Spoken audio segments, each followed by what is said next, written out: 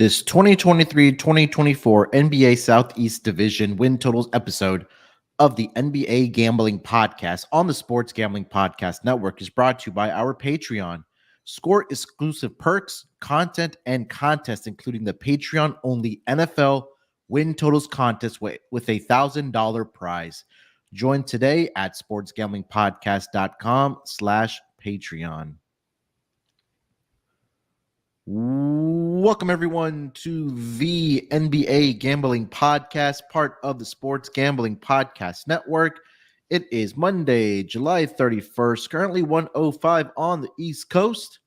Here to discuss another NBA division win totals betting preview, like we've done it for the first two divisions in the Eastern Conference. We'll briefly recap what we saw last season from these teams in the Southeast Division, and we'll look at some of their offseason moves, and then again look ahead to their win total very, very early for the next season in the NBA. And joining me here to help me break it all down, you guys know him as the voice of the Tennis Gambling Podcast, WNBA, NFL, MLB, and of course here on the NBA Pod, it's Scott Studio Reichel. Scott, how you feeling, my man? They're doing pretty well. Looking forward to going through another division, so should be fun. Yep, and also joining us, you guys know him as a Summer League guru, and of course, find him on the MLB Gambling Podcast. It's Lonte Smith. Lonte, how's it going, my man? Yeah, not bad, man. Actually looking forward. I think this is the first division that's pretty, I guess you could say, competitive. The rest of them had runaway favorites. So, yeah, looking forward to going through it with you guys. Yeah, this was definitely an interesting division last year. We'll like I mentioned, we'll recap what we saw in this division last year, but we're doing the Southeast Division today. Like I mentioned, we'll recap what we kind of saw in these for these teams last season, talk about some of their off-season moves, and then we'll look at the win totals for the upcoming season. And like Lonte mentioned, this division, as of right now, I should say, as of July 31st, doesn't have a team that has a win total of 50 or more. That may change with one of these teams if they do happen to make a trade. Yeah, we'll get into that when we do get to that particular team. But this team, this division, I should say, consists of the Atlanta Hawks, the Miami Heat, the Washington Wizards, and the Orlando Magic, and of course the Charlotte Hornets. I'll just rattle off the division odds here at the top, and then we'll kind of do like we usually do, going from bottom to top in this division as far as win totals go for the next season. So for this Southeast Division, the Heat are the favorite right now at -185. The Atlanta Hawks are at +215. Orlando Magic 9-1. Charlotte Hornets are 35-1. And the Washington Wizards are 200-1 to win this division. Let's start off here, guys, with the lowest win total in this division. That is going to be the Washington Wizards. A very, very busy offseason for this team. They come into this next season in the 2023-2024 season with a win total of 24.5.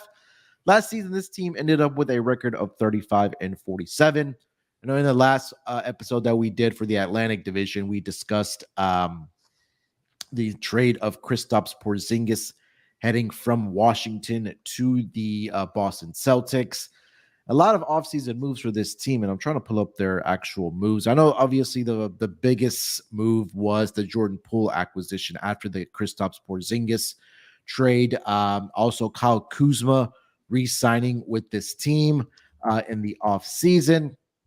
And guys, and I think Scott will agree with this. I'm sure Lonte will as well. That we just don't know what, again, the direction of this team is and what they want to do, because we saw, I mean, they had, I guess, a pretty good draft. I know Lonte will cover that, some of the names that they were able to get. But again, it kind of feels like we don't know what the direction of this team is going to be. They did pick up Tyus Jones. I love that pickup for them at that point guard position.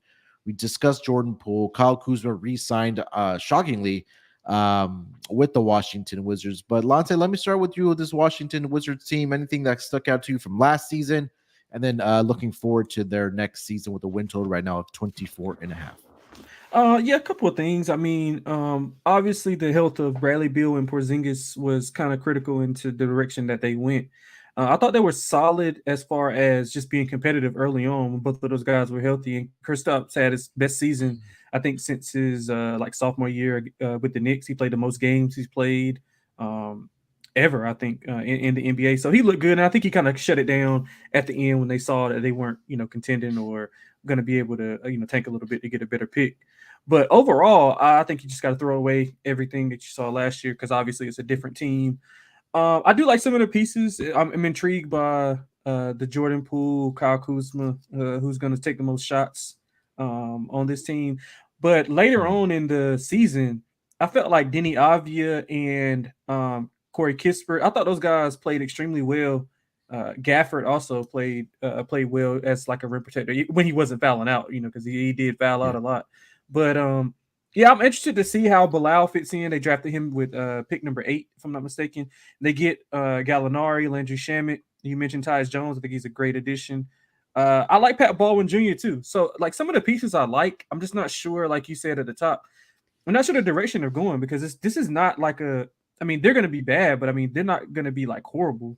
And again, it's not, the draft coming up, I'm probably not the first person to say it, but it's probably one of the weaker drafts. You probably want to get and be bad like the next year when Cooper Flagg and Cam Boozer and those guys are up for grabs. But 2 years, I'm sorry, when they're available, unless they reclass.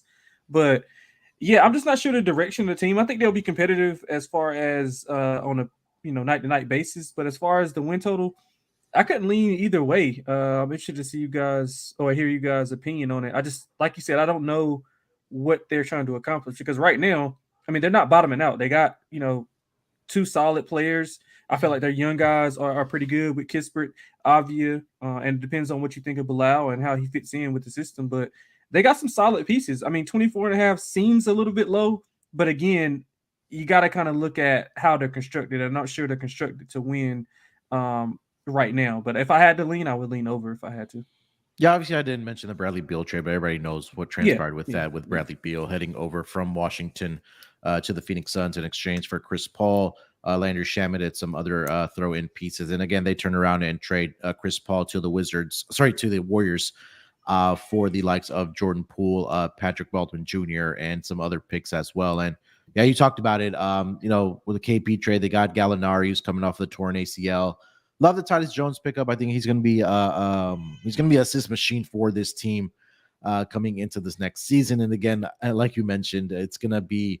I know Scott has been a proponent of the books trying to release a prop bet on a number of shot attempts for certain players. So we'll see what the battle is going to be between Jordan Poole and Kyle Kuzma for the upcoming season. So. I was leaning towards the under with this team. Like you, Lonte, you mentioned it could go either way, but it was kind of difficult to handicap this team. But I don't think defensively they're going to be very good. I know they did draft Bilal Coulibaly, like we talked about, but other than that, outside, I just don't see very many defenders on this team. Again, when you have the likes of Jordan Poole and Gallinari, Tyus Jones could be sneakily pretty good in the back court. But other than that, there's not really a lot of talent on this roster here, Scott. Yeah, for me, I'm going to lean to the over. I think you can make an argument either way, but I do think when I'm looking at the overall roster construction, I really do think Tyus Jones is a winning point guard. I just think that he's going to be able to provide a lot of overall poise to that backcourt, and I think that he'll be able to right the ship on occasion if things go poorly. Now, Poole's the biggest wild card because we know Kuzma's good. Like, he's a good player. We know Poole can be really good and also really bad in the span of about a quarter and a half. So it's going to be tricky to determine what exactly you're getting from Poole. On the other hand, the talent is there, and you're hoping that in a less pressurized situation of Washington with no real desire, or I should say expectations of winning, then Poole might be able to flourish in that type of system or situation, I should say. But I'm going to lean over. I just think that when I'm looking at this team, they won 35 games last year. It might just be an indirect insult towards Beal, but I never thought of Beal being a winning basketball player. And even though he puts up decent numbers, Beal's numbers last year were fine. I didn't think they were, insane like when he led the league in scoring, for example. But I do think when you're looking at the defense, it's not going to be great. But I do think that you can make an argument that this team does have enough offensive firepower to surprise teams on a given night. And I think when I'm looking at this overall projection for the team, they're not going to be good, simply put. Having said that, they are in what is, in my opinion, one of the worst divisions in the league. So you can make an argument there are some potential chances for some extra wins because there's no dominant team in this division. I might have just spoiled my thoughts on Miami, but still. Point is, I do think when you're looking at the core of this team, the team is still talented enough where it can't fully bottom out. And Lonte mentioned that the draft class isn't supposed to be that great. Now, as a result, I'm not sure how many teams are going to purposefully tank to try to get into a bottom 3 spot. I see Washington being close. I'll give them 26. Yeah, I mean, they I can think it's go going to be a 20. close Yeah, spot. yeah, they can be bad and be 26 and what 56. So I mean, they're Yeah. still bad. And There's no chance I bet this win total, but 24.5, I think that there's some talent there. And Washington, you mentioned how they're in the middle of kind of no man's land as an organization. I disagree because they did end up shedding a bunch of salary with Beal and with Porzingis. Now, they gave some of it to Kuzma, and you can argue that Jordan Poole's overpaid, but at least they got some young talent that could potentially grow into the franchise moving forward. So there is a direction there, and it seems like the new front office does at least have a vision, which I couldn't really say for the past couple of front office heads in the past. But I think when I'm looking at this team, I'm going to lean over. I don't feel great about it, but I think they're going to find a way to maybe win some games late in the year when a lot of other teams have waved the flag. I don't think Washington's going to wave the flag. I think they're just going to let the young guys play because their entire roster is made up of young guys, and I think that's going to result in some wins late in the year. Yeah, I mean, like I think we're all on the fence here. We don't feel great about that. It can go either way for this Wizards team. But yeah, I think you guys are correct that they do have young talent on this team. And again, Scott, you hit the nail on the head that they were able to shed salary and get rid of, or trade away, I should say, Beal and KP were the two highest paid players on this roster dating back to last season. So this team really doesn't excite me at 24.5, but I think, it can go either way, but it should be an exciting team. But there's a lot of young talent, like we mentioned, for this Wizards team. All right, guys, before we get over to the next team in this division, let me tell everyone about the Sports Gambling Podcast Patreon page. Sports Gambling Podcast Patreon is perfect for the die-hard DGen. Sign up for the Patreon to get access to exclusive contests, including the NFL Win Totals contest with a $1,000 first place prize, plus a monthly SGP Stories podcast, an ad-free, uncensored show highlighting the best stories from decades of being DGens. There's even a Discord channel just for patrons. The Sports Gambling Podcast has and always will give out all their free picks. The Patreon is a great way to support the network and fight against corporate gambling. So do us a favor, come join, support the Sports Gambling Podcast. Get all the details at sportsgamblingpodcast.com/Patreon. Again, all the details are over at sportsgamblingpodcast.com/Patreon. All right, guys, the next team in this division, a team that's very close to Scott's heart, the Charlotte Hornets. They have a win total of 31.5 for the upcoming season. Obviously, they did have the number 2 pick in this last year's draft, where they did draft Brandon Miller. I think more people than not probably disagree with that pick. Maybe should have gone in a different direction with Scoot Henderson. But last season, this team ended up with a record of 27-55. And it was really an injury-rattled season for this Charlotte Hornets team, led by arguably their best player, LaMelo Ball, who only ended up playing, 36 games last season. So he played in less than half of the season last year. Terry Rozier played 63 games. You had Kelly Oubre that played 48 games. The one player that played the most games and the only player that played 70-plus games for this team was PJ Washington, who ended up starting and playing in 73 games for this team last season. Kind of looking at some of their offseason moves, like I mentioned, the draft pick at the number 2 overall spot in Brandon Miller. Not a lot of guys that they lost in free agency. I think Kelly Oubre Jr. is still a free agent as of today. Dennis Smith, they also lost to Brooklyn. They did pick up Nick Smith Jr. also in the draft. Like I mentioned, Brandon Miller. Miles Bridges signed a qualifying offer after missing the entire last season. And one of Lonte's favorite undrafted free agent, Leaky Black, also is on this roster for this Charlotte Hornets team. New ownership also for this Charlotte Hornets team, as we see the exit of Michael Jordan, and a new ownership comes, I believe J. Cole is part of that ownership group, if I'm not mistaken.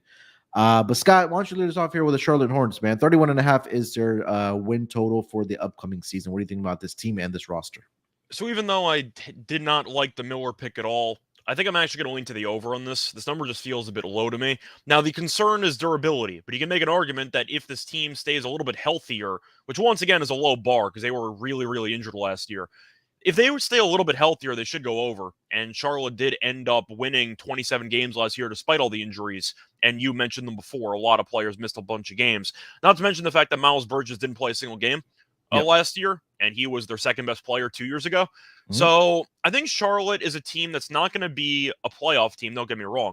But I think when you're looking at the win total, it does feel a little bit short. Like, I do think, once again, with Atlanta potentially struggling, and with Miami, we'll talk about them in a second, I think Charlotte does have pieces to be a fun, I don't want to say bad team, but a fun below-average team.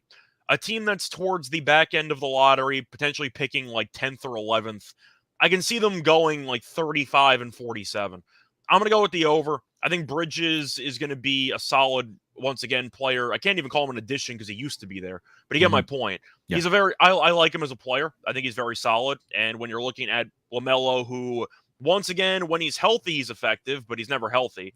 And Gordon Hayward's the same way. That contract keeps aging worse and worse, but Charlotte's always been good whenever he's healthy. I'm going to lean over. I might be hoping for some positive regression for the injuries for Charlotte, where they can't be this injured again. But I'm going to lean over. I think this number feels a little bit low for a team that, once again, I don't really like, but I do think that there is some talent that I can't deny being on this roster. I think, especially at the front court, there's a lot of potential there, right? We talk about Mark Williams' potential, or he should be the starting center now for this team after they did trade away Plumlee last season to the Clippers.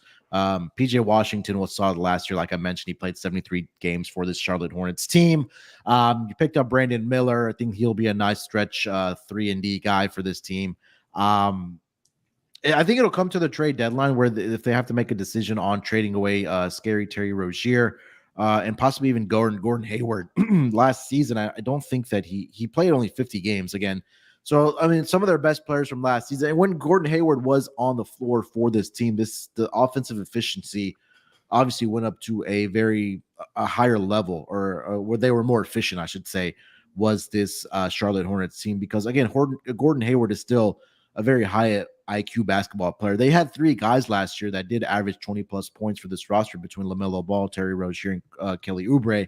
Now, you can argue because some of those guys, missed some time and had to pick up the scoring load, maybe because those averages were at 20-plus points per game. But this team definitely has the potential and the talent. And, we talk about some of the names that could take a step forward next season, guys like Nick Richards and JT Thor and Kai Jones. I know those guys were high on the list over the last couple of years when they did draft them. I'm sure, Lonte will expand on those names, but, you have a good mix of guys that can, play some defense. You have guys that can score the basketball.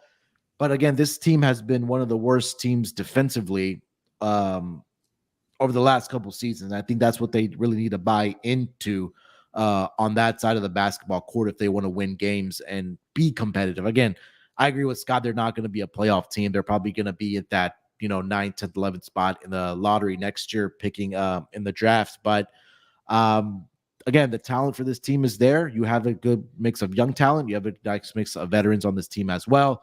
And they did sign LaMelo Ball, I should have mentioned that, to a contract extension, which will more than likely keep him at least for the next 5, 6, 7 years in Charlotte, in a Hornets uniform. You never know anymore, because you can demand a trade a year into a 5-year. Yeah, that's true. So. He loves Charlotte though. He loves Charlotte. I think he's going to stay. I'm like half joking, but still. Yeah. He loves it. He loves it there. I know a couple people that know him personally. He loves it. Lonte, Hornets. Yeah, I'm bullish on the Hornets. I think they'll be fine. You mentioned Melo. He only played 36 games. I mean, they're like a year away. Was it 2 years ago that they went to the play-in and got like throttled? They get throttled every time they're in the play-in. So I believe that was 2 years ago and 3 years ago. I think. They gave them like 140 plus with the Hawks. Yeah, they did. Yeah. So I'm bullish on them. I like their draft class. I think with the new ownership coming in, they're going to be better equipped to develop guys, because they haven't did a good job developing guys. You mentioned some of those guys that they drafted, the previous regime drafted, like Book Knight. He was horrible in summer league. For a second or third year, I don't know how long he's been in the league, but for a second or third, you got to go out and look like a rookie. I mean, that's just pitiful. I thought McGowan's was a reach whenever they took him. I didn't like that pick. I think the big key here is they got to get PJ Washington back there. He was really productive for them. I'm not sure if they have the funds or if they want to bring him back, being that Miles Bridges is coming back. But again, I think if they get him back, I'm going to love the team even more. I think Brandon Miller will be fine.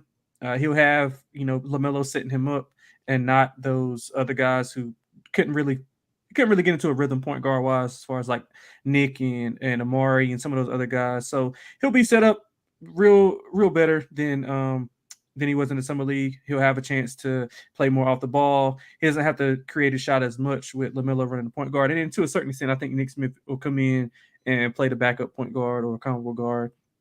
But overall, man, I think that Miles Bridges coming back is the biggest addition that they had in this offseason. I mean, whenever his last full season playing, he was 27-4 and 21. So I think he was in the running for most improved player too at that time. But I could make an argument that he was the best player, even better than LaMelo for latter parts of that season. But I'm really bullish on them, man. I think they can be fine as long as LaMelo can stay healthy. I mean, that's been a big knock on him, just staying healthy. Yeah. And I mean, they're gonna have to pick up the shooting. You mentioned Gordon Hayward. Like when he's in there, he's very effective. He shoot the ball pretty well. I mean, they were 30th in offensive rating, 29th in effective field goal percentage, 29th in 3-point percentage. They got to get that up. But what they did do well was later on in the season, they played defense, and that was anchored by Mark Williams, one off that you brought up. I think he should be the day one starter. He's athletic, mobile. He can guard multiple positions. He's really like the better version of what people thought like Mo Bamba was going to be, in my opinion, I think. So it's also bigger than Bamba. Bamba's a twig. Yeah. So I think he'll have not the same impact, but somewhat a similar impact as far as like Walker Kessler, because if you notice him in games, like he's going to block and alter like several shots. So yeah, man, I'm bullish on the Hornets. Whenever those play-in options come out, I'll probably be betting on them to get in that play-in. I think it's a trade-off with Williams quickly. I don't think he's as good defensively as Kessler. I think Kessler is a top 5 he's not. He's not. But I do think Williams has a lot more offensive talent in terms of being a rim runner and potentially hitting a mid-range jumper.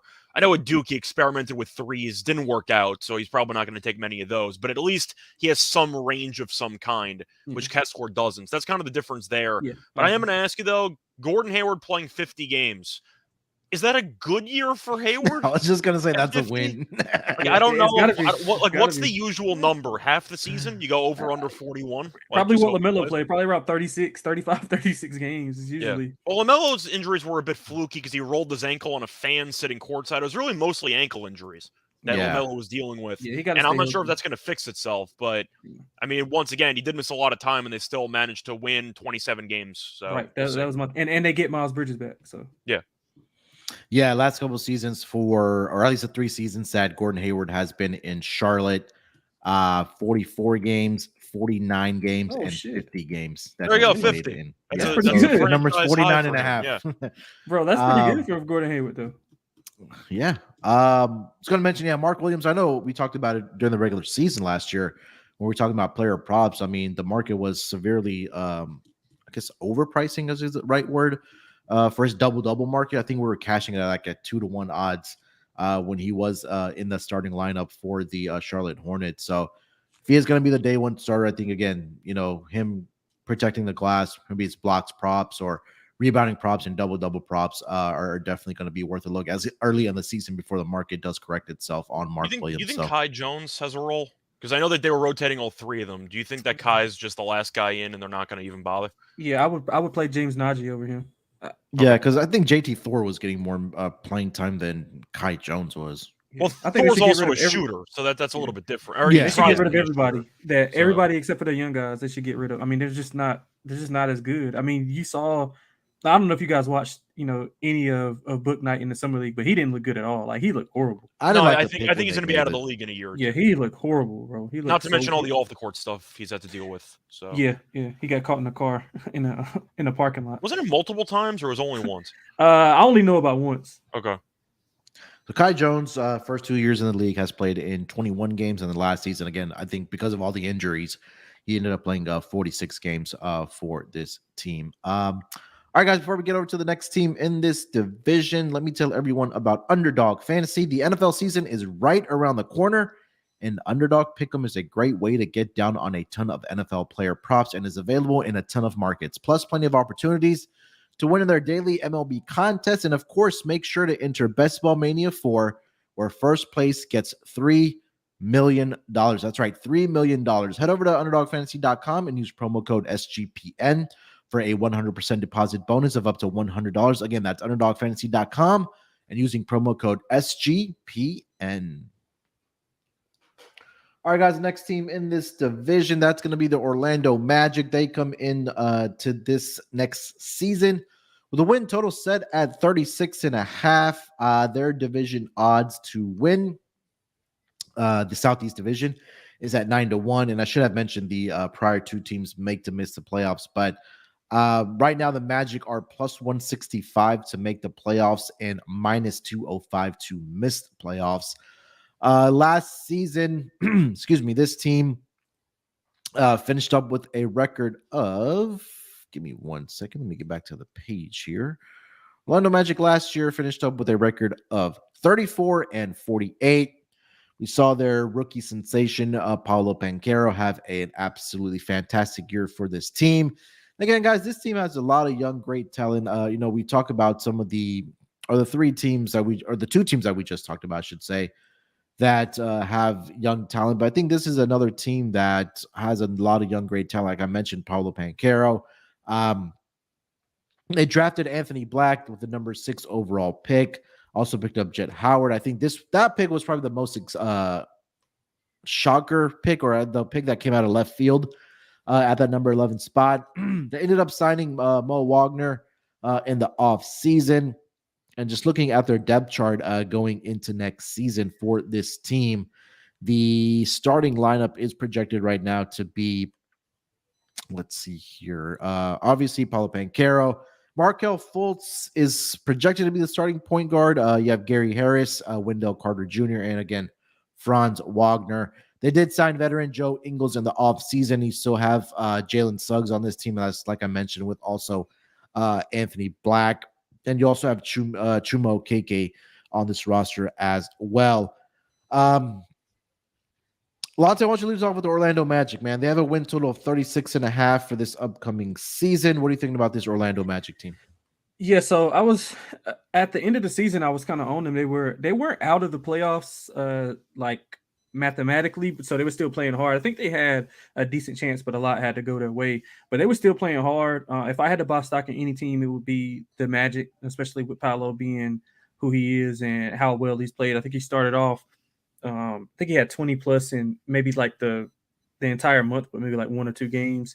And I think Franz is really good. I think they match up well together. My problem with the team is at that guard position, they're just too stacked. I mean, you read off like 4 or 5 guards and they drafted 2 more. Yeah. And I mean, Jet is different than the others because Jet can play off the ball as well. He doesn't have to have the ball in his hands. He's just a shooter. But I mean, let's just think about it. Like Paolo, Franz, Cole Anthony, Jalen Suggs, Markelle Fultz. That's 5. And then it was another one that you named out. I can't remember who it was. So Cole Anthony, Markelle Fultz, Anthony Black, Jalen Suggs, and I mean, if you want to throw Jet Howard's name in there, yeah, I forgot. They don't have Gary Harris anymore, right? No. He signed 2 years, I think $40 million, if I'm not mistaken. Okay, I'm just making sure. Okay. Yeah, so I mean, you have multiple guys that you have to rotate in, and I think your biggest need is at the big position. I think they were bottom 5 in rim percentage, defense allowed. So you got to kind of figure out how to, integrate those guys, because Anthony Black, I mean, he's like a great defender, good with the ball in his hands. But again, how much of the ball do you want in his hands versus one of the top, young players in the game in Paolo? And also not to mention Franz, who also can initiate offense as well. So they got to kind of figure that out. I'm interested to see how they do with that. So I kind of put my brakes. Gary Harris is still there. Yeah, he is too. He's still there. He signed. Okay, I thought he said he left. Okay. No. He's still there. That's another guard you have to worry about. Right. And I mean, Gary Harris is more so spot up shooter. He can shoot it. So they don't have many of those. Yeah, they don't. That's why they drafted Jet, because he can shoot it too. But I kind of put my brakes on going all in on Orlando, because I kind of want to see what they do with the roster, because at the big position it's just Wendell. That's it. And he's not technically a traditional big. And then they have Mo, but I mean, again, if you got Mo and and Carter as your two bigs, I'm not sure how successful you can be. But if I had to make a bet, I'd go over. I like it seemed like these guys love playing for each other. I saw them at the summer league together. I mean, most young guys, they want to go and support the team, but they seemed a little bit closer than others. I mean, if you're going to buy in, I would probably go with Jamal Mosley, Coach of the Year, 25-1. Also, maybe look at Paulo, Most Improved. I mean, he fits that system for the Most Improved. If I could make a bet for him to be an All-Star next year, I would definitely do it because I think he can make that stride to get there. And Scott mentioned it with the weak division. I mean, they could rattle off a decent amount of games here, and I think they're better than last year. But again, I'm kind of interested how they kind of tool this roster if somebody gets moved or whatever, because it's not enough minutes for all these guys. It's not. So I'll lean to the over if I had to make a bet. But I'm buying stock in them long term. I'll buy stock in Orlando Magic. This was a team last season that I don't want to say was rattled by injuries, but you had your two, I think, best players, Paulo Banchero and Franz Wagner, that played 70 plus games, right? Banchero had 72 games that he started in and played in, and then Franz Wagner. 80. Yeah, he played 80 and he started 80 as well. But after that, it was Markelle Fultz, 60. That's pretty good for a guy that has been dealing with a lot of injuries in his career. Wendell Carter Jr. only played in 54 or started in 54 games last year, but played 57. And then you had Mo Wagner that played in 57 as well and started 18 games. Bull played in 70 games, started 33. So I think that, again, the thing that their head coach is going to have to figure out is the depth chart at that guard position of what we just talked about, right? Because, again, there is a significant logjam there on who is going to be that starting point guard for this team. It seems like Fultz recreated his shot and he looked pretty good last season. I know this was another player that we talked about it later in the season where we were cashing on his points prop as well. I'm not a fan of Jalen Suggs. I mean, he was great at Gonzaga, but I don't know I know he's dealt with injury as well, especially in his rookie year. I think he had that wrist injury, if I'm not mistaken. But I feel like his game hasn't translated completely to the NBA level. I lean towards the over with this team just because, again, I think the talent is definitely there with this team, especially being in one of the weaker divisions. I don't love it. I thought this was one of the more difficult divisions to handicap, but I'll lean towards the over with this team. Again, like what Lonte mentions, that it seems like these young group of guys like playing for each other. They're going to play hard not only for their teammates but also their head coach. So I could see this team ending up around 500 or barely getting over this total around 38 and 44, getting over this number of 36 and a half here. Scott, what are your thoughts on the Magic here? So initially going in, I thought I was going to be on the over because all the reasons you mentioned. They have talent on the roster, and I don't think it's a great division. However, the more that I thought about it and the more that I actually dug deeper into this roster, I hated their offseason. It might be one of my least favorite off seasons. What did they do? They got Joe Ingles. They got Joe Ingles, I guess, who had some moments with Milwaukee, but he wasn't that big of a factor.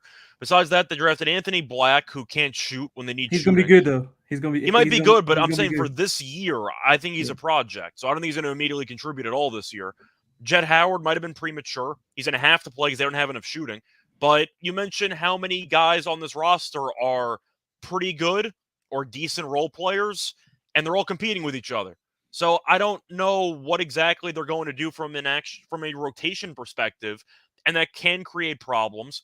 And if you want to actually look at the injuries for the past season, they were relatively healthy, at least compared to what their expectations were. Yeah. Wendell Carter played 57 games, which is actually the second most ever played in a season. To go through Wendell Carter's numbers here, games played: 44, 43, 32, 22, 62, 57. He's always injured. So him playing 57 is actually not that bad. Wagner played 80, which is very solid. Banchero played 72. That's solid as well. And you mentioned Fultz, who's been injured his entire career. He played 60. So this team was relatively healthy. And I think, once again, you might be looking at teams, for example, Charlotte's the opposite, where they had so many injuries, you expect some regression to the mean. I'm expecting regression to the mean, but I think Orlando's going to get more injuries to the main guys. And I think that's a concern that I'm looking into. But I think for the sake of this roster, I was going to lean to the over because they got off to a really bad start last year. And we're actually really good in the second half. But I think when I'm looking at this overall roster construction, I really just don't like it because they have a log jam at so many positions. And I really hated their offseason because I do recognize the potential. I recognize the talent they have. And I think if you're looking at what this team could have done to build on last year's, I'd say, success in the second half or upside, whatever you want to call it, it really just felt like they did nothing. Did you like their offseason? I know they needed 3-point shooting, but Joe Ingles and a couple of, like, really? You couldn't do anything else? I Joe just didn't like their Ingles, offseason. come on, Scott, get on the Joe I Ingles. just didn't like their train. offseason at all. Yeah, It they're felt like log jammed at every position except for the position that they really need. Like they at don't least have any trade a bigs. couple, They don't get have any some, bigs. try to get somebody who might be able to start or give you some consistent scoring, or maybe even just trying to have some type of identity moving forward. The issue with this team was they couldn't shoot. And Yeah. they potentially reached on a guard who's going to have to play in Jet Howard. They got Ingles, who's up there in years, but he's still, once again, a pretty solid shooter in general. I just feel like they didn't do enough to address the holes on this team. And this team was healthy once again last year for the most part. And Suggs missed a decent amount of time. I'm not a big Suggs guy either. I love him at Gonzaga, but I'm not sure if he's going to be able to fit with this team. He might be a change of scenery guy in a year or two. Cole Anthony's the same way. I'm surprised he's still there, to be honest. I don't think he fits the current, I'd say, trajectory of this team. But I think Orlando's kind of a team based on their current roster that might have just plateaued last year because I don't think they made enough moves to promote consistent growth besides relying on the younger guys to take leaps. Yeah. And I thought the younger guys were pretty good to begin with. I'm not sure if they can fully leap. Banchero might be able to. Wagner, I'm going to wait and see because I think that last year was pretty much a perfect season for him. Played a bunch of games, nice complimentary player, and I do wonder what his ceiling is. Is this his ceiling? I don't know. We're going to have to wait and see. But I'm going to lean under. I might go contrarian under here, but it feels like Orlando is getting a lot of hype when I really don't think they did enough in the offseason to encourage them to become a 40-plus win team. And injuries, once again, can regress back to the mean where they get some injuries to Banchero and to Wagner, and they might be screwed at that point. So I'm going to lean under. I think it's going to be close, but I'll give them like 35. Yeah, I think for the Magic, it's going to come down to them making a decision on if they want to go long-term with Jalen Suggs or Cole Anthony, or if Anthony Black, pans out for this roster, maybe both of those guys do get moved. When it's all said and done. The point is there's a lack of overall knowledge on what the game plan is with the complementary pieces. Right. And when that's the case with a team and you're going to constantly shuffle lineups with a coach trying to figure out something that works, and usually that doesn't go well. So I think a lot of this might just be trying to find a lineup that works. And by the time they do that, then you might get egos attached to other guys who want more playing time. Yeah. And you have a potential circus on your hands behind the scenes. I'm going to lean under because I just think there's too many mouths to feed. And Orlando's going to have to spend a decent amount of time early in the year finding what works while also trying to make people happy. And that usually doesn't go well. Yeah. Any other thoughts for this team here, Lonte? Well, what were your thoughts? You were on the over or you were on the under? I was slightly on the over again. This is another win total I didn't love. But a lot of what it was higher than I thought it was going to be, which scared me off. Yeah, which, and again, I think it kind of makes sense when you have the Hornets at 31.5 and the Wizards at 24.5. But somebody again, got to win some games. Yeah, somebody I can has see to them win battling games, the Hornets though for like third place. It wouldn't shock me if both teams were around 34. Give or take. Orlando could be a team that hypothetically wins the division. Like I know at 9-1, if you want to talk about the upside of this team, I think they're definitely worth the biggest long shot in this division to win it at like 9-1. I think that the upside is definitely there. I'm skeptical on if they'll achieve the upside. But once again, I just think with the amount of uncertainty with roles on this team, that usually goes poorly. It's a lot of young talent that we want to see develop and kind of what the future is going to be for this Orlando Magic team, right? And they all want to play. Yeah, right. And then like their veteran guys are guys that could be traded at the trade deadline for a team that needs another piece, right? We talked about Gary Harris resigning 2 years, $40 million, Lonte mentioned. Joe Ingles could be a guy that could be traded at the trade deadline as well. I mean, we saw it last season that he went over to Milwaukee. Or sorry, I think he signed with Milwaukee and he was dealing with an injury, torn ACL when he suffered with the Utah the previous season. But again, if a team could come around that needs a seventh, eighth guy coming off the bench, Joe Ingles could be on the move. But again, that we do like the young talent on this roster. Again, but for me, it's a lot of what Scott mentioned is that they need to figure out who's going to be that starting point guard. And Lonte mentioned it as well, like who's going to be that starting point guard for this team, because Markel Fultz, Cole Anthony, Jalen Suggs, like that doesn't excite me at all, right? I know we saw improvement from Markel Fultz, like I mentioned, especially with his shooting form, where he was able to score points and that nature. But I'm a fan of Franz Wagner. I'm a fan of Pankera. I mean, again, both of those guys had a great season. But Scott, like you mentioned, that the injury luck could have a negative regression, if that means, right? Well, maybe we see these guys be more injured next season, because relatively they were healthy last year for their team. So I'm on the over. This could go either way. If you had a gun to my head, I'll go over. I think this is a team that can win 37 to that 40 neighborhood is what I'm kind of seeing with this team here. Lance, any closing thoughts for this Orlando Magic team? No, I'm with you. I agree on the over. It's going to take them a second to figure that out. And once they get it figured out, I think they'll start rolling. What's going to be the key is they're probably going to have to end up starting Anthony Black, because he's their best guard. Out of all those guards, he's the best guard defender. As a rookie, he's going to come in as being the best on-ball defender. He's bigger, stronger than probably a lot of those guys at that position. So I think he'll end up having to play that guard. And that's a lot to put on a rookie who steps in to a team that's supposed to be elevating to that next level. I think they started off 2-22. That backcourt, by the way, though, with Fultz and Black might be the worst shooting backcourt in the entire league. Yeah, I think Fultz has improved, though. I'll take a shot on him to win. He's improved, but I'm just throwing it out there. He also doesn't attempt many. The percentage went up because he was attempting like 1 3-pointer a game. He stopped the volume. That is a really bad backcourt in terms of spacing, though. Like, that's the problem. Yeah, but I mean, they got to try something, because I mean, they don't have many other guys that can shoot it. So yeah, that's why I'd rather take a live number. Last year they got off to a slow start, kind of with the same issues they have now, and then they figured it out. But I am wondering if they get off to a bad start in the first month or two, if you can get an adjusted number of maybe 32.5, something like that, maybe consider taking it over there. Fair. But I think both of you would probably agree with me, because I know that you're leaning over. I think Orlando is worth the biggest long shot in this division to actually win it, because we know Charlotte's not going to win the division. We know Washington's not going to win the division. I think Orlando is once again at 9-1 a decent price, but I think they're going to fall short. But we're going to talk about the other two teams that I'm not sold on.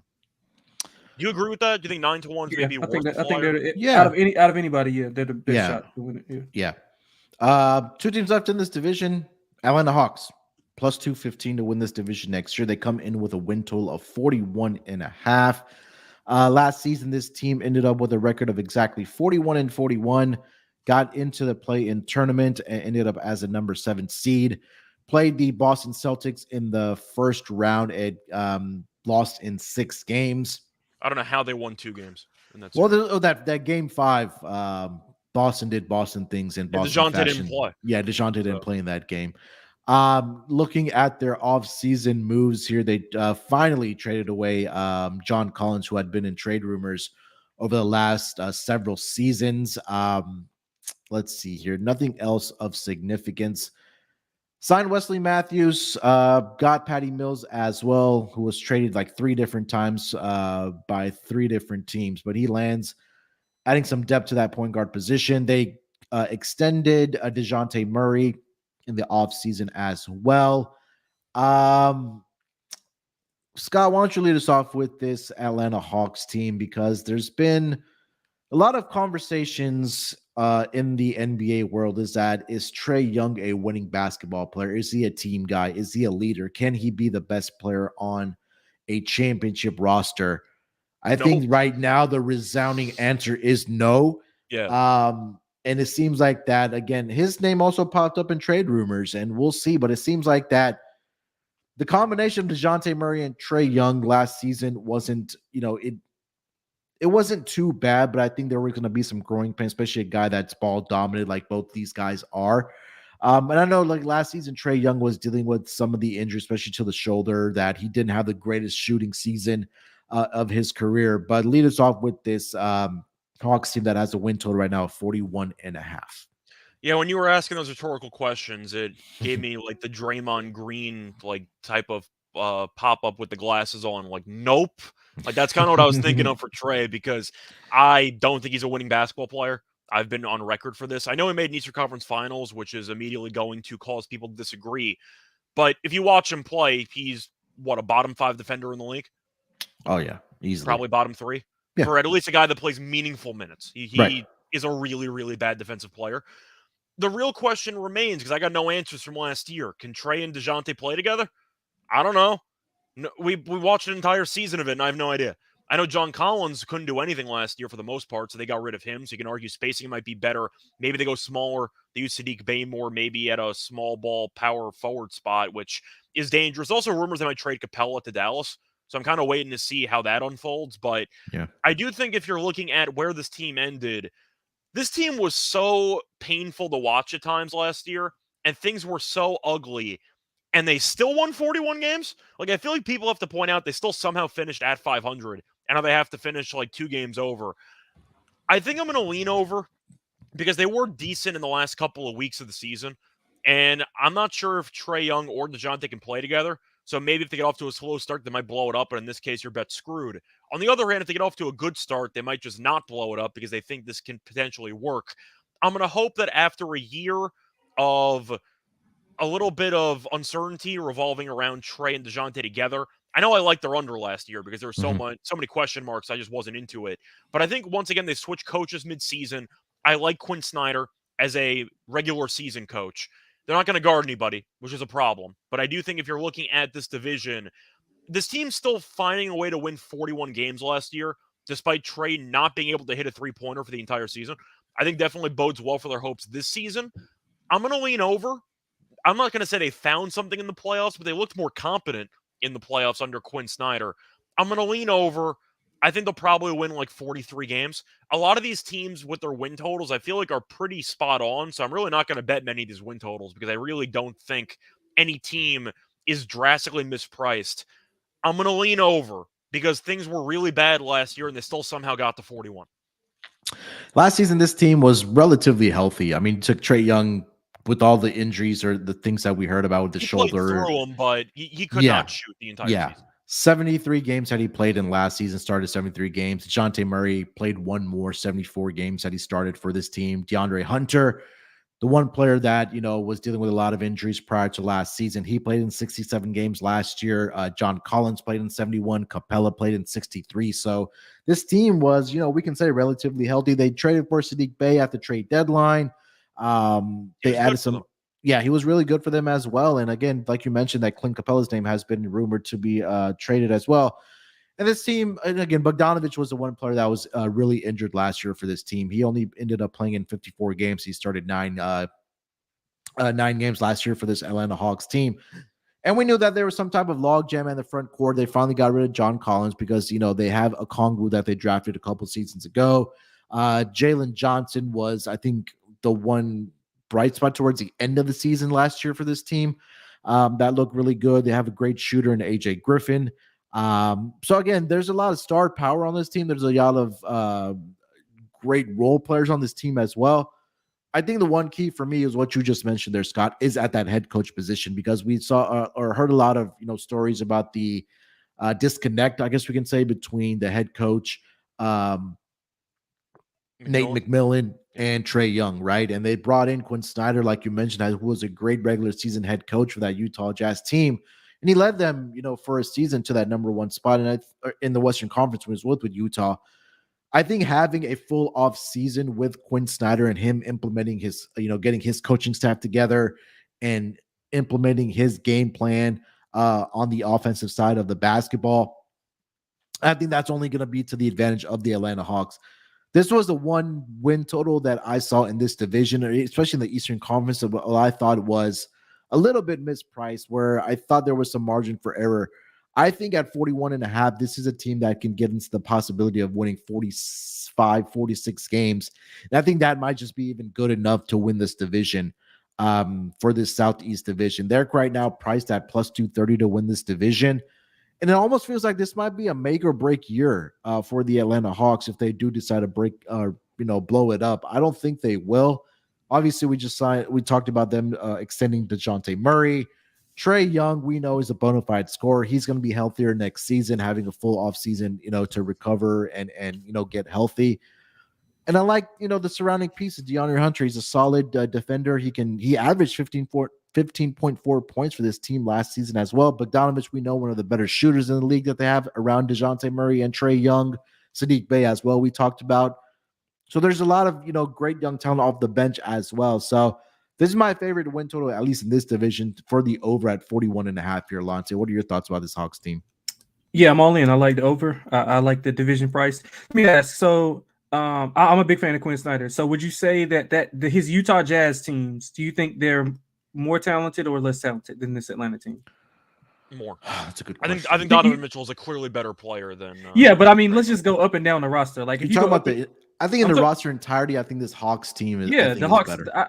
Outside of that, I mean, Donovan Mitchell is obviously the best. The better. Well, that's player. what I thought you were going with this, because at least no. you had a just overall, star just player. like overall, like 1 through. Talking about depth, like the like 1 through 8. Well, I think Atlanta is way more talented than those that was teams. going to be my question for you. Do you actually like Atlanta's bench? Yeah, I think Atlanta's team, as constructed right now, 1 through, I mean, however many guys they played, 7, 8 guys, are like probably 5 or 6 points better than 1 through 8 of that Utah team. Because I mean, outside of Mitchell, I mean, what do you have? I'm trying to think of that top 3 though. I think Gobert was clearly better than Capella. I think Bojan was definitely Bojan's probably better than Bogdan, but you make an argument Utah's top 3 is just better than Atlanta's top 3. Yeah, maybe, but I can make a debate that Capella and Gobert probably cancel each other out in the end, and they have Onyeka. Back then, no, they didn't. Gobert in his prime before the big contract was the best defensive center in the league. I mean, maybe no, that I'll disagree with you on. I mean, think Gobert was clearly better than Capella. We're talking like matchup wise. Like, I don't think it really would have made much of a difference. Gobert being what he was, he still would get cooked on switches.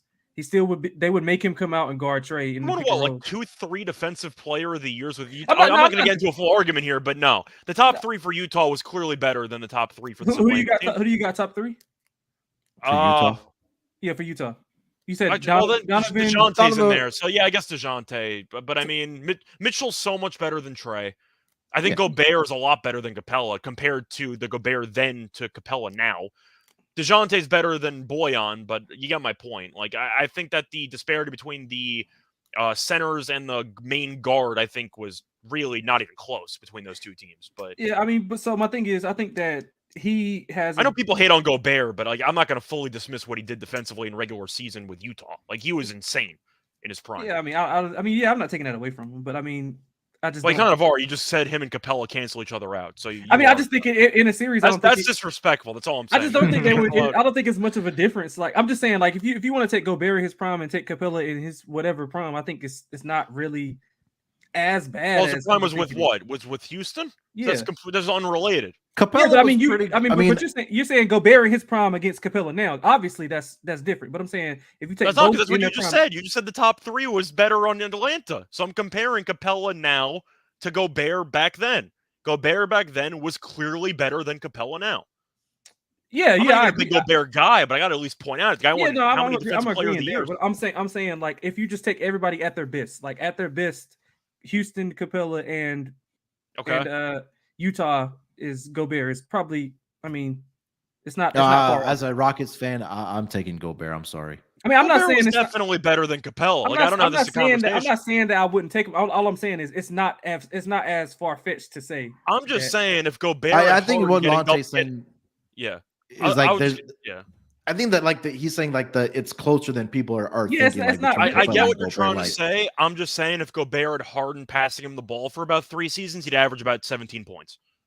Yeah, maybe. I mean, Capella had a lot of free rim runs. I'm just saying. I think Gobert would have averaged a lot of points with that. And Capella was the guy that wouldn't dunk the basketball. Like, that was our biggest gripe when he was with Rockets. Like, offensive skill set, Capella and Gobert are basically the same guy. That's not a compliment. So having Harden would have helped the stats. That's all I'm saying. So I'm going to quickly read off here before Lonte, you continue on Quinn Snyder's record with the Utah Jazz. So keep in mind that Donovan Mitchell's first season with the Utah Jazz was the 2017-2018 season. So I'll start from there. So in 82 games, 48-34, following year 50-32, 44-28, 52-20, 49-33 in his last year with Utah. And then in 21 games last year as the head coach of this Atlanta Hawks team, he still managed to find a way to be at 10-11. Again, when you're coming in with only 21 games left in the season, with what was kind of transpiring with the Atlanta Hawks team, I think is pretty good.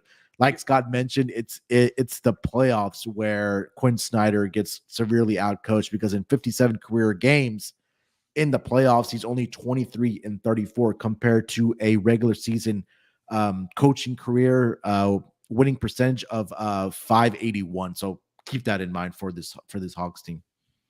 Yeah, so I just think that he can, if he took that team, who is probably a little bit lesser talented than the team he has now, in a better division, in a better conference. The Western Conference back then was loaded, and the East is not as strong as it is as it was back then. So I think he'll do better here. He's got a full year to implement his stuff. I think he came in, did okay under the circumstances. He worked well with Trey off the ball. I think the draft pick I didn't like. I'm not a big Buffkin guy. I kind of like Lundy better than Buffkin. I know that's kind of unpopular opinion, but I just don't know how Buffkin's going to get on the floor and be effective with those two guards in front of him, because they're going to play a lot of minutes. So I like them to win it here. I think they'll be able to get more healthy as long as DeAndre Hunter can stay healthy. They probably should move Capella. I think Onyeka is probably should get more minutes, more athletic. More but then you only have one center, which is you don't have any front court depth if you trade Capella. That's kind of the counterpoint. Yeah, but I mean, just go small, and play. You know, like I don't know. You could play. I'm saying you can't only play small. That's why I don't think they're going to trade Capella at this point, because I think it's too late. Like, I mean, he was playing like 15 minutes in the game, so he was basically non-existent in those games. I get it. I'm just saying you usually need at least two centers, so if one gets into foul trouble, you have something. Like, I think Atlanta might have waited too long to trade Capella. If you're going to trade him, I would have done it earlier in the season, earlier in the offseason. Yeah, but I mean, so I think Capella's going to stay. That's kind of the point I'm trying to make. Yeah, but either way, I think they'll be fine with that defensively. I think they'll be better. They won't be a juggernaut, but overall, I think the team is a lot better than what they were back then with the emergence of AJ Griffin. You mentioned it. I like Sadiq Bey. He gets season of Quinn Snyder, who is, you've read off the numbers. He's incredible in the regular season. In a lesser conference, I think he can have similar success here. So I'll go over. I'll take them to win the division, because I'm not really high on Miami, as we're going to get to. I think we're all going to be on the under for Miami as a spoiler. Yep. Miami coming into the last season, I should say, obviously ended up in the NBA Finals. It could be a different story if Chicago Bulls didn't choke away the lead in that play-in tournament game. This might be a different conversation, but they had the improbable run to the NBA Finals.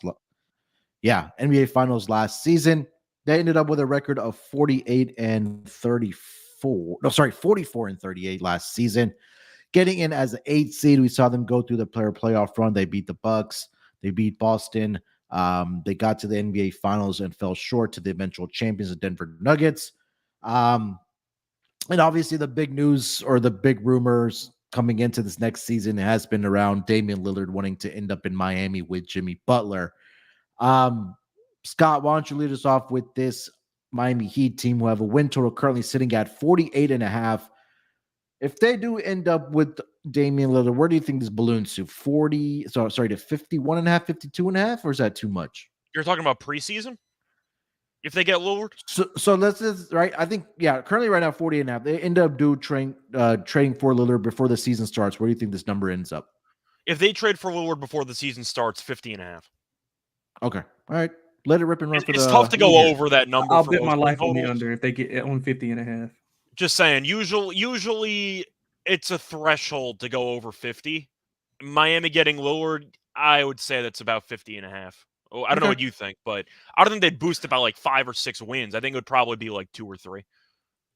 Yeah, I was gonna say 3 was probably like the ceiling for like around 51. Because Lillard's had injury issues too, so that's I think it's baked in this number also, so they'll probably like move it like a win or 2, maybe depending on what they give up. Depending on what they give up, because if they can get them in a third party and not give up as much as they would in a 1-for-1 or whatever with Portland, then it's a lot different.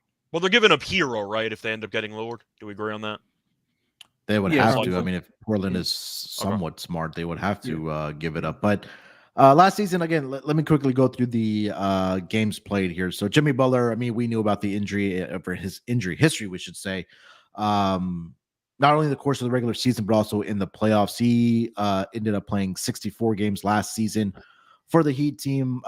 Bam was the one player that led this team in games played last year at 75.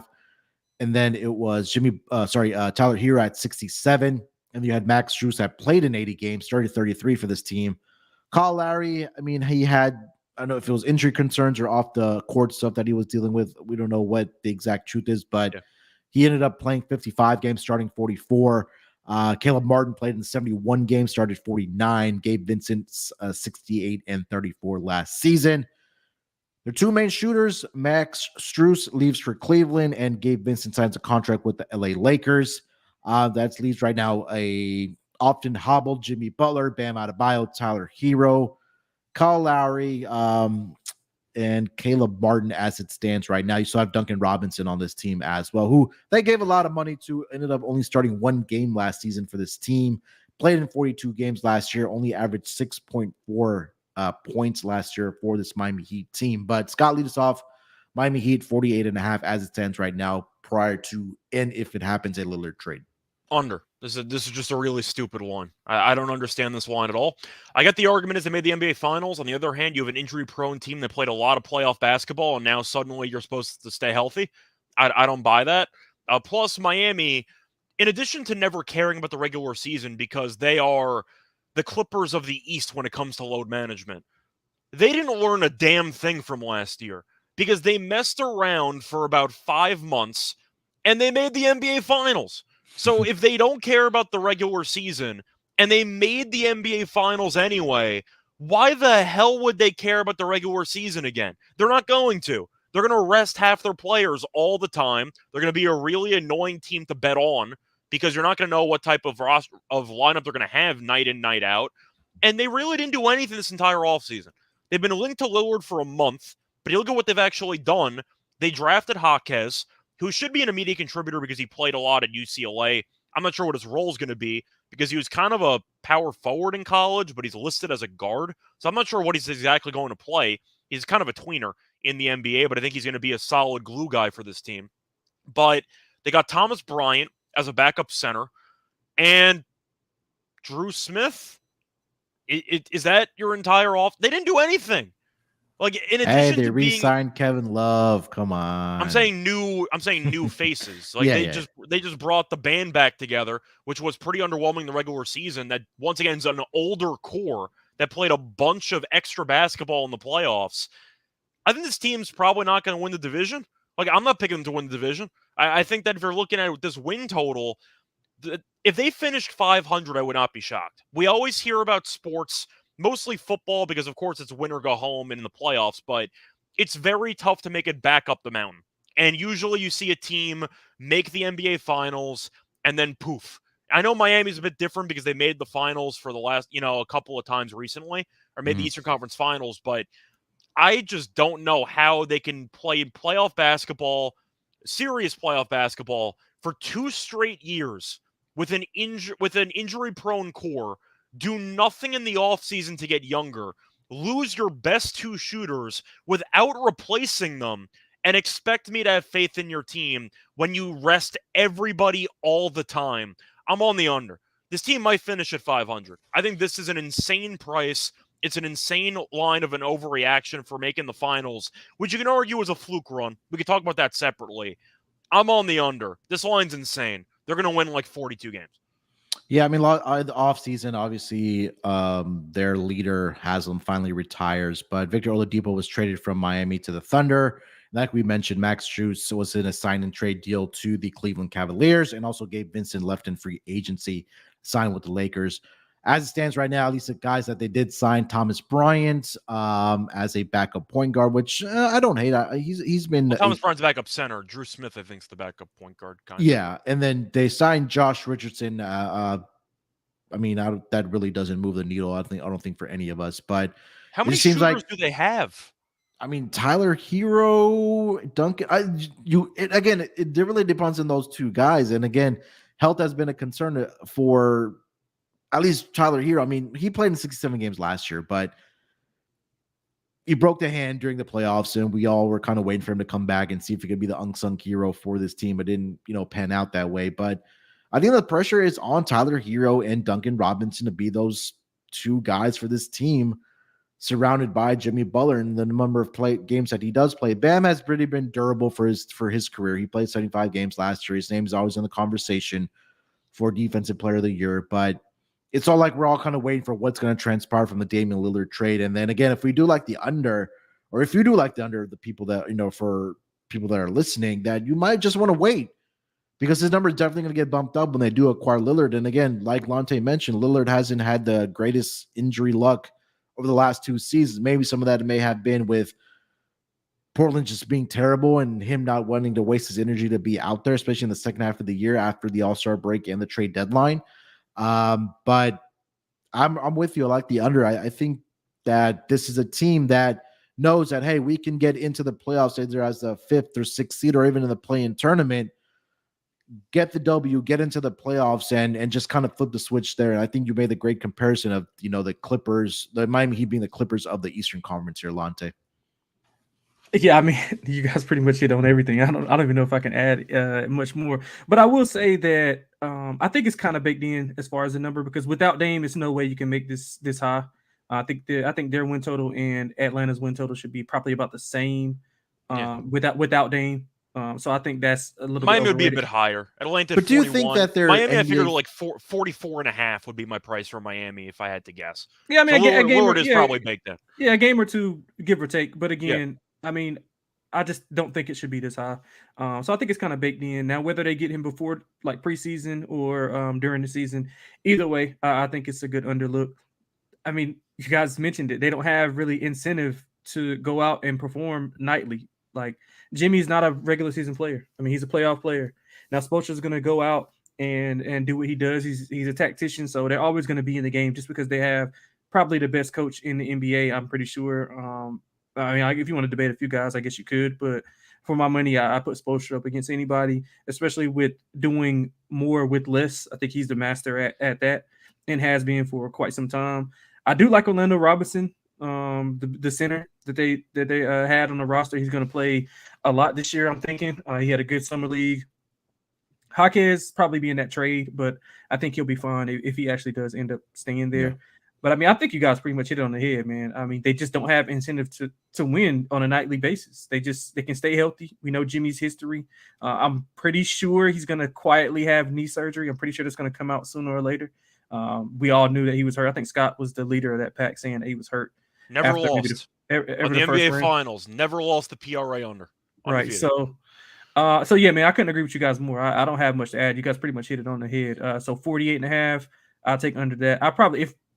I'll take an alt under, honestly. If you can find an alt under where they can be right at 500, like Scott was saying, I'll play under that also. What was Munaf? You were going to ask a question, by the way, Munaf. I interrupted you. No, I was just going to mention, do we think their NBA Finals run from last year, that this win total is bumped up maybe a game or two because of that run, or? I just think it's because of Dame. I don't think. I think it's more than a game or two, because Miami once again was a bad regular season team, but you see the potential in theory. Yeah. The argument that you can make to counter that is Miami had one of the most insane shooting luck stretches in the history of the sport, mostly that Boston series, because they shot an insane percentage from three, like something that has arguably never happened before. So you're looking at Miami shooting once again. You lose Strus, you lose Vincent. Whether you're not a fan of both guys or you're a fan of them, the point is they're floor stretchers. Yeah. You mentioned Duncan Robinson having a big role in this team. The guy that's been played off the floor for about 3 straight years because he can't guard anybody. Yeah. He's supposed to be a massive, I'd say, guy for 3-and-D. Caleb Martin, I don't know what that was in the playoffs, but I don't know what you can expect moving forward from him. I think he's a solid role player. I don't think he's going to shoot that well from 3 again, so we'll see how that goes. But if I'm going to roast some teams for not developing or at least not addressing concerns during the offseason, Miami hasn't done a damn thing. They can't shoot. Like, look at their lineups. Who's going to shoot on this team? The spacing is going to be horrible. Just for reference, for Jimmy Butler, since the 2017-2018 season, when he was with Minnesota after he left Chicago, or I think that was part of a trade, but games played 59 and 10 in the 2 seasons with Minnesota, 55 with the 1 season he was with the Sixers. So I think that was a combined year where he got traded from Minnesota to Philly, right? Yeah. So he played in 65 games in that season. But since he joined the Miami Heat, 58, 52, 57, And last season, 64 games. That's the most games he's played since the year of 2018, That's a lot of 2019. games, 64 40, for Butler. 47, 48 this year. There's no way he plays 50. Yeah, I don't think that is. No way I he mean, plays I thought it was like it might be like 55 games for this Yeah, upcoming I season. don't think he'll play 50. And he might get knee surgery, so I don't know how he's going to look. So we'll see. Yeah. All right, so that is going to be the Southeast Division early win totals. Before we get out of here, one order of business left. Let's get in some best bets for this division, whether it's make miss playoffs, division odds, win total. I think we might just have a consensus best bet here. But Lonte, why don't you lead us off, man? Yeah, so I'll go. I guess we're all on the under on Miami, so I won't do that. What I'll do is I'll go back to Charlotte and I'll take Charlotte over Win total 31.5. Yeah, I'll take them over 31.5. I'll take some piece of money on them to make the playoffs. I just think they're improved as a team. I wish they had Borrego still there. I'm not really a fan of Clifford. If they had Borregos there, I'd probably be like two fists over the counter with it. But just to make sure, by the way, they brought in Clifford, a defensive-minded coach, to teach them how to play defense, and they still don't guard anybody. Is that the purpose of Clifford being there? Man, who knows? I just don't. I'm saying, am I missing something? Because he was a defensive coach, and they had the worst defense in the league last year. It's the ex-girlfriend you Right. can't let get away. And my thing is, Borregos was doing well. Like he was, they were competitive. Them. They were competitive, winning games. Like they went to the playoff. They went to the play-in those back-to-back years. He was the coach, and he was dealing with like a young LaMelo who wasn't what he is now. So yeah, he got the bad end of that. But I like them over. I think they upgraded the talent. They got to get some of those other guys that the Jordan regime drafted. Get rid of those guys. Bring some new guys in. I think if they are right at the brink of buy or sell, I think they'll just stay in intact. I think they'll go over that win total. So I like them over their win total and a shot to make the playoffs. Scott, best bet. I thought about Atlanta, but with the uncertainty revolving around Capella, once again, I think they're going to keep him. But the point is Atlanta might be tinkering with the roster a little bit, so I'm going to stay away from them. I do like the over on them in general, but I'm going with Miami under. Once again, we all like it, but it's this really, really stupid number. If you want to get wild, Miami to miss the playoffs is plus 550, which I think is very, very fun. No, once again, they were 3 minutes away from missing the playoffs last year. I'm just going to throw it out there. They were like 3 minutes away from missing the playoffs. Yeah, they were. But once again, I don't think they're going to get there. But 800 to make the playoffs, that's a bit rich. I think that should be lower. That's kind of my point. I think it's just banking on. They're just like, I guess it's Dame is going there. It's just a matter of when.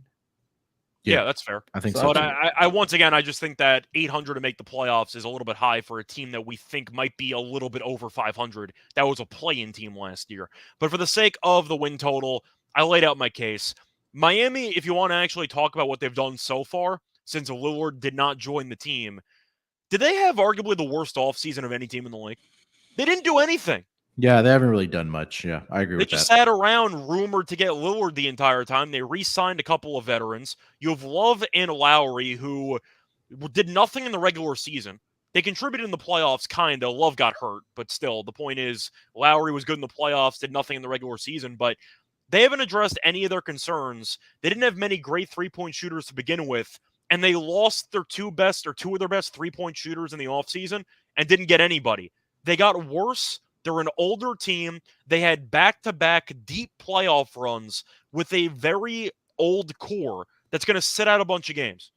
I'm on Miami under. They're not going to try to win 50 games because they know in the back of their minds if they end up with 42 wins, get a 7 seed, they can make it to the NBA Finals again. So I'm on the under. It's an insane one. All right, yeah. So I think we're all agreed on the Miami under. I'll go with the Atlanta over. It's really having stability now at that head coaching position, right? Quinn Snyder is a proven head coach, a winning head coach, at least in the regular season, right? We talked about the roster comparison between the Utah Jazz and the Atlanta Hawks. Trae Young, we talked about how he dealt with a shoulder injury last season. Had a full offseason to recover now. You signed DeJounte Murray to the contract extension. And just the depth pieces that we talked about, right? With Sadiq Bey and Nyeke Okongwu, AJ Griffin came on last year. Jalen Johnson had flashes last year towards the end of the season for this team. And they were able to, I think that game 5 victory in Boston was really impressive for this Atlanta Hawks roster without their second best player in DeJounte Murray. DeAndre Hunter, if he's able to stay healthy, that's always a plus. One of your best defenders, if not the best defender. He can contribute to the scoring end as well. Average 15.4 points last year. So I think this team is primed to get into the neighborhood of 44, 45, possibly I think even 48 wins. I would sprinkle on them to win this division as well at plus 215. I think that's some pretty good value there. I know we talked about Magic at 8-1 as more of a long shot, but I think this is going to be a big year for the Atlanta Hawks. I think the pieces have come together, and I really like the head coach and Quinn Snyder, like we talked about. So best bet for me, Atlanta Hawks over 41.5 for this Southeast division. All right, that is going to be the last division of the Eastern Conference. 3 divisions down, 3 more to go in the Western Conference. We'll be back later this week. Probably to the Southwest Division, knock out the 2 South divisions this week. Lonte, anything else we want to mention before we get out of here, my man? Nah, man. Good show. Appreciate you guys. Scott, anything else?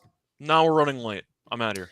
Yeah, make sure to subscribe to the NBA Gambling Podcast YouTube channel. Again, you can follow us on Twitter at SGPN at SGPN NBA on Twitter. Follow Scott on Twitter at Reichel Radio. Follow Lonte on Twitter at XXLonteXX. And you can follow me on Twitter at SportsNerd824. Till then, good luck with your bets. We'll be back later this week. Let's break these books off and let it ride.